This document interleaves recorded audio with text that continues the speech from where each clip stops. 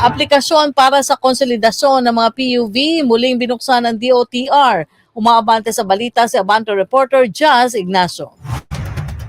Rocky, muling binuksan ng Department of Transportation o DOTR ang aplikasyon para sa konsolidasyon ng mga public utility jeepney at mga unit ng UV Express. Ito ang inanunsyo ng kagawaran matapos pirmahan ni DOTR Secretary Vince Dizon ang Department Order No. 2025009 na layong bigyang daan ang mga operator na hindi pa nakakapag-consolidate sa ilalim ng Public Utility Vehicle Modernization Program. Layo ng kautusan ng bigyan ng panibagong pagkakataon ng mga individual operator na may kumpirmadong unit para sa taong 2023 o 2024, ngunit hindi umabot sa nakaraang deadline ng konsolidasyon.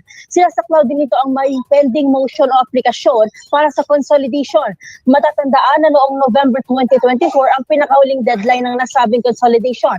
Bumuo rin ng isang special committee ang kalihim ng transportasyon na si Vince Dizon noong March 31 upang suriin ang pagpapatupad ng PUV Modernization Program at tugunan ng mga isyong kinakaharap ng mga operator.